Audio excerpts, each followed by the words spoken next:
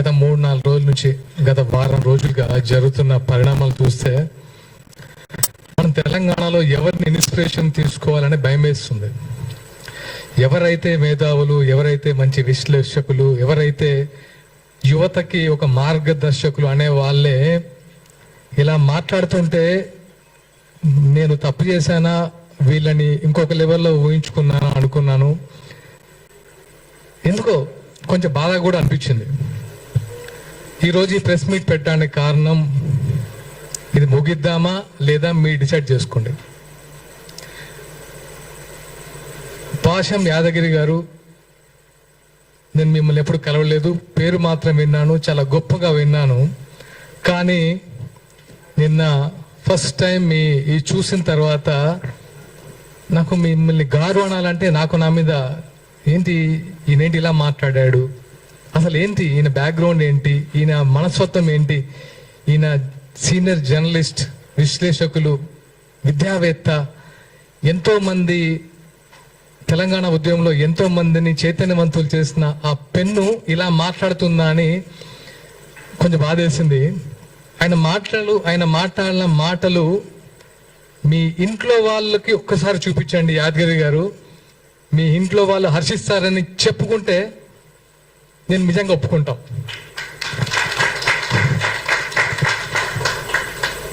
ఒక పర్సన్ పట్టుకొని మీరు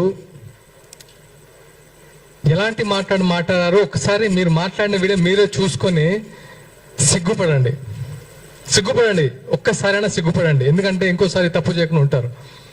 నేను పవన్ కళ్యాణ్ గారిని అభిమానమో లేకపోతే నాయకుడిగా చెప్పట్లేదు, ఒక మనిషి గురించి మాట్లాడడానికి నోరా ఇంకేమన్నా. పాషం యాదగిరి గారు, మీకు తెలిసిన మీ మిత్రులు చాలా మంది మీ గురించి గొప్పగా చెప్పేవాళ్ళు. నేను నైట్ నుంచి సర్ప్రైజ్, ఇదా ఆయన గురించి చెప్పింది. సినిమా ఆర్టిస్టులకి సిగ్గు, నీతి, న్యాయం, శీలం అసలు ఏం ఉండదా? ఏమనుకుంటున్నారు మీరు సినిమా ఆర్టిస్ట్ అంటే? ఒక్కొక్కరు జీవితాన్ని పలంగా పెట్టి ఆకలితో పస్తులుండి ఇక్కడ సినిమా ఆర్టిస్టులు అవుతున్నారు. అదే తెలంగాణ వ్యాప్తంగా. వాళ్ళందరికీ మీరు ఇచ్చేది ఇదా? వాళ్ళ సంస్కారం లేదా? నువ్వు యావత్ సినీ లోకానికి క్షమాపణలు చెప్పకపోతే నిజంగా నీకు మనస్సాక్షి లేనట్టే. కనీసం నీ మనస్సాక్షికైనా చెప్పుకో తప్పు చేస్తానని. ఎలాంటి మాటలు మాట్లాడతావు? గోదావరికని, లక్ష్మీపురం, మీరు ఏదైతే లెఫ్ట్ భావజాలం అంటున్నారో, మీరు ఇక్కడ ఆఫీసులో కూర్చొని మేము కమ్యూనిస్టులు అని పేపర్లు రాసుకుంటూ ఉత్తేజపరచం అనుకుంటున్నారో, అదే 25 సంవత్సరాల క్రితం లక్ష్మీపురం, గుర్తుపెట్టుకుని పేరు విమలక్క గారికి తెలుసు. 20 సంవత్సరాలు జైలు గోడల మధ్య ఫ్యామిలీని, జైలు బయట మేము. అది మా మీరు పెన్నుతో చేశారు, మేము గన్నుతో యుద్ధం చేశాం. తెలుసుకోండి. మీకేంటంటే మీకు మీడియా ఉంది కాబట్టి మీ పేర్లు బయట వినబడతాయి. కానీ అప్పుడు మాకు మీడియా లేదు, మా గురించి రాసేవాళ్ళు లేడు, మాట్లాడేవాళ్ళు లేడు, వచ్చేవాళ్ళు లేడు. కనీసం రాజకీయ నాయకులు, పోలీసు బూట్ల చప్పుళ్ళు 24 గంటలు విని ఉలికిపడలేసే వాళ్ళం. అలాంటి ప్లేస్ నుంచి వచ్చాం. మాకు కొత్త కాదు ఇవన్నీ. మీరు ఏదో గొప్పలు అనుకుంటున్నారు. లెఫ్ట్ అంతకు మించి చేసా. ఒకసారి కావాలంటే కనుక్కోండి. ఓకే, నాకు ప్రచార కార్యదర్శి అనే పదవి మొగలి రేకులు సీరియల్ ద్వారా నేను ఒక మంచి నటున్నాను, నాకు ఫేమ్ వచ్చిందని ఇవ్వలేదు పవన్ కళ్యాణ్ గారు. నా బ్యాక్గ్రౌండ్ తెలుసుకొని, నాకున్న కమిట్మెంట్ తెలుసుకొని ఇచ్చాడు. గుర్తుపెట్టుకోండి. ఇక్కడ మేము తెలంగాణ బిడ్డలమే. మీరు మాట్లాడే ముందు ఇక్కడ నుంచి ఇది నేను ఈ రోజుతో ముగిద్దాం అనుకుంటున్నాను. ఎందుకంటే ఈ ప్రెస్ ఇంకెప్పుడు జనాల్లోకి వెళ్తారు బాస్, మీరు ఇంకెప్పుడు ప్రజా సమస్యల మీద మాట్లాడతారు? సిగ్గుంటా.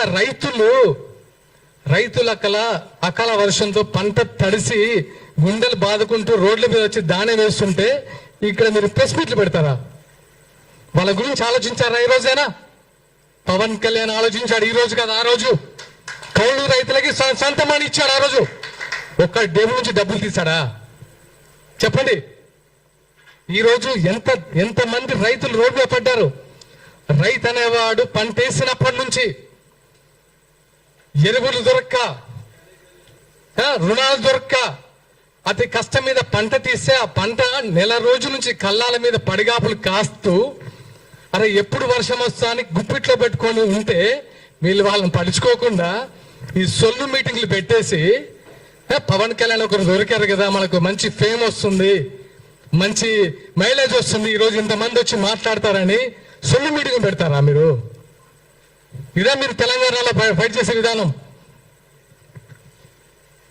ప్రొఫెసర్ నాగేశ్వరరావు గారు చాలా వీడియోస్ చూశాను మీది, ఒక మంచి విశ్లేషకులు అనుకున్నాను, కానీ ఎందుకో తగ్గించుకున్నారు గౌరవం. మీకు ఎందుకండి? మీరు అన్ని పార్టీలు సేమ్ మీ ముందు, మీరు అన్ని పార్టీ నాయకులు మీకు రెస్పెక్ట్ ఇస్తారు. మీరు ఆ ఒక్క మాట తొలిలారు, సంస్కరించుకున్నారు, అయిపోయింది. దాంతో మళ్ళీ రౌండ్ టేబుల్ మీటింగ్ అని నలుగురు రెచ్చగొడితే వచ్చేసి అసలు పవన్ కళ్యాణ్ గారు కుల ప్రస్తావన తీస్తారా? తీయండి, ప్రూఫ్ ఇవ్వండి. నిజంగా మీ ఇంటికి ఆంధ్ర పోలీసులు వచ్చారా? చెప్పండి. ఆంధ్ర పోలీసులు వస్తే రుజువు చేయండి. మీరు వచ్చారని ప్రూవ్ చేయండి, మేము తలదించుకుంటాం. మీ ఇంటికి పోలీసులు ఎందుకు వచ్చారో మీకు తెలియదా? నేను విన్నదైతే ఎవరో ఏదో యూట్యూబ్ ఛానల్లో చూశాను, 10 TV ఇష్యూలో సంథింగ్ అని. దాన్ని ఆంధ్ర పోలీసులు వచ్చారు అరెస్ట్ చేయడానికని ఒక ప్రోగ్రాం పెట్టి విద్వేషాలు రెచ్చగొట్టి అవసరమా? మీరు యువతకు మార్గదర్శకులు అనుకున్నాను, కానీ ఇలా దిగజారుడుతానం చేసి దిగజారడం అంటే నాకు తెలిసి ఇలా ఈ టైంలో యువత కూడా ఇలాంటి చెత్త మాటలు మాట్లాడట్లేదు. సొఫిస్టికేటెడ్గా ఉంటున్నారు, అంబిషియస్గా ఉంటున్నారు. ఏవి నీళ్లు నిధులు జ్ఞాపకాలని 12 సంవత్సరాల తెలంగాణ ఏమైందని ఒకసారి ప్రశ్నించారా?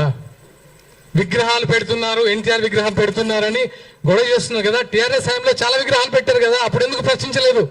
అప్పుడు ఎందుకు నోరు లేవలేదు? అదే స్వయంగా కేటీఆర్ గారి పేరే ఎన్టీఆర్ తారక రామారావు పేరు పెట్టారు, మార్చేస్తారని మార్చారు కదా. ఇది కాదు కదా. సమస్యల మీద ఫైట్ చేయండి. మీరు ఫైట్ చేస్తే మేము వస్తాం, మేము వెనుక ఉంటాం, మీ ముందుగా మేము వెనుకుంటాం. అరే ఫైట్ చేస్తున్నారు వీళ్ళు, వెనుక మనం ఉన్నామని.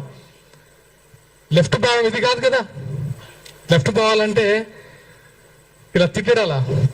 గుర్తుపెట్టుకోండి, మొన్న మున్సిపల్ ఎన్నికల్లో, ఇది గుర్తుపెట్టుకోండి, మున్సిపల్ ఎన్నికల్లో రాష్ట్ర వ్యాప్తంగా జనసేన పోటీ చేసేటప్పుడు అన్నీ తిరిగాను. గోదావరి కని పరిసర ప్రాంతంలో ఎల్బీ నగర్ లో ఒక్క కమ్యూనిస్ట్ గెలిస్తే నా ఫస్ట్ ఫోన్ ఆ కమ్యూనిస్ట్కి ఫోన్ చేశాను. అతని పేరు సూర్య. అది నేను ఎవరికి ఫోన్ చేయలేదు, కాంగ్రెస్ టిఆర్ఎస్ బీజేపీ. ఒక కమ్యూనిస్ట్ పార్టీ గెలిచిన యువకుడు, అరే ఈ టైంలో ఇంత ఉందా, ఇంత అంబిషియస్ గా ఫైట్ చేస్తున్నాడు, ఎవరా యువకుడు అని చెప్తే అతని పేరు సూర్య. అతని ఫస్ట్కి వెళ్ళి నేను ఫోన్ చేసి మాట్లాడి నేను అప్రిషియేట్ చేసిన మొదటి వ్యక్తిని. అది నాలో ఉన్న కమ్యూనిస్ట్ రక్తం. నీలో ఉంది కమ్యూనిస్ట్ రక్తం కాదని నా ఫీల్. ఎందుకంటే ఇలా తిట్టద్దు. ఇలా తిట్టుకుంటూ కొట్టుకుంటూ ఏం సాధిద్దాం తెలంగాణలో? ఏముంది ఇప్పుడు సిచ్యువేషన్? తెలంగాణలో ఏమైనా ఉందా? మిగిలిందా? ఎవరైనా సంతోషంగా ఉన్నారా? యువత సంతోషంగా ఉందా? వాళ్ళ ఉద్యోగాల సిచ్యువేషన్ ఆలోచించారా? మొన్న ఆర్టీసీ కార్మికులు సూసైడ్ చేసుకుంటున్నాయి కదా, వాళ్ళ సంతోషంగా ఉన్నారా? రైతులైతే వాళ్ళ బాధ వర్ణాతీతం. ఎరువులు దొరక్క, పంట చేతికి వచ్చిన తర్వాత నీట మునిగి, రైతు బంధువులు లేక, రుణమాఫీ కాక, ఇన్ని సమస్యలు పెట్టుకొని మీకు పని పాట లేక రౌండ్ టేబుల్ సమావేశాలు పెట్టి ఏం చేశారా మీ జేబులో నుంచి? పవన్ కళ్యాణ్ గారు ఏం చేశారు మీకు తెలియదా? ఈ రోజు కాదు, 2009లో ఎక్కడో ఆదిలాబాద్ తాండాల్లో మంచినీటి సౌకర్యం కల్పించాడు. అప్పుడు మీరేం చేశారు? ఎక్కడున్నారు మీరు? ఎన్నో దాన ధర్మాలు చేశారనే. దాన ధర్మాలు కూడా అన్నాను.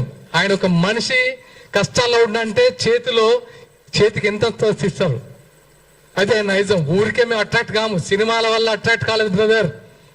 ఆయన సినిమాలు చూసేవాడు అట్రాక్ట్ కాలేదు జన సైనికులు. ఆయన వ్యక్తిత్వం, ఆయన కంటే పెద్ద హిట్ ఇచ్చిన సూపర్ స్టార్లు ఉన్నారు, వాళ్ళకి ఇంతమంది ఫ్యాన్స్ లేరు. ఎందుకు? ఆయన వ్యక్తిత్వం. ప్రతి వాడికి సమన్వయం. ఆయన ఒక ఆకలి చూస్తే ఒక ప్రొడక్షన్ బాయ్ సరే అన్నం తినపోతే ఫస్ట్ అతనికి పెట్టి తర్వాత దాన్ని పెట్టించుకునే టైపు. అది తెలుసా మీరు ఆయన గురించి? ప్రతి ఒక్కరూ ఆయన గురించి మాట్లాడితే కనబడిపోతాం సోషల్ మీడియాలో.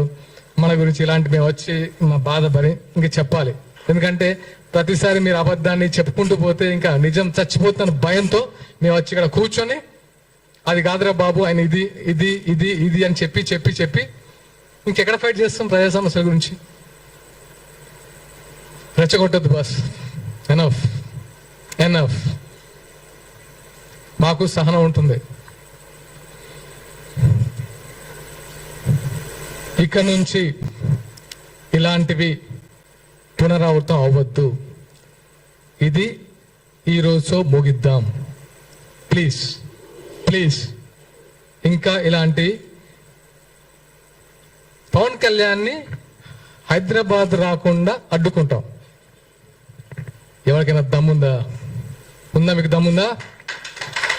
దమ్ముందా చెప్పండి, తెలుసుకుందామా? ఆపగలరా? మీకు రాజ్యాంగ విలువలు తెలుసా?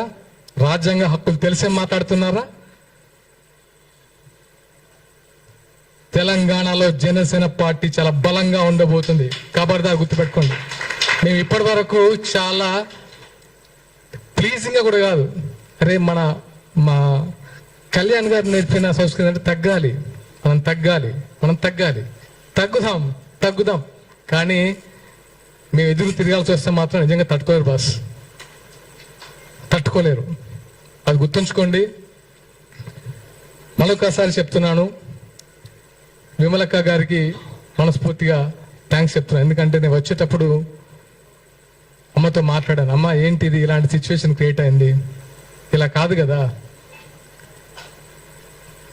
తెలంగాణలో మీరందరూ మాకు ఒక మార్గదర్శకులు, మీరే ఇలా మాట్లాడితే ఎవరిని మార్గదర్శకంగా తీసుకోవాలి అని అడిగాను.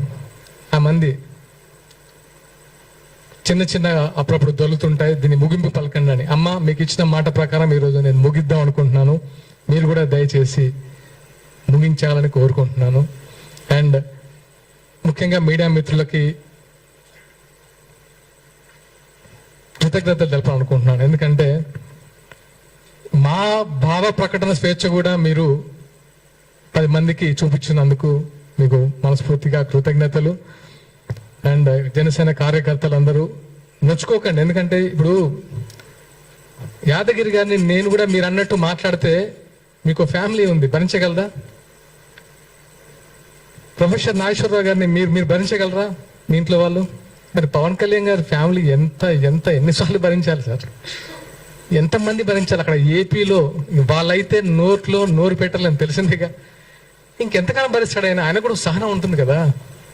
ఇంకానా 3 పెళ్ళిళ్ళు 2 పెళ్ళిళ్ళు ఏంటి బాస్? ఇంకా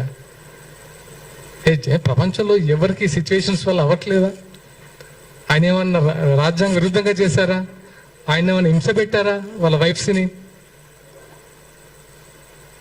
వాళ్ళే బయటకు వచ్చి ఆయన గురించి గొప్పగా చెప్తారు, మీకు వచ్చే నష్టం ఏంటి? ఇంకా చాలు, enough. Thank you all, thank you so much.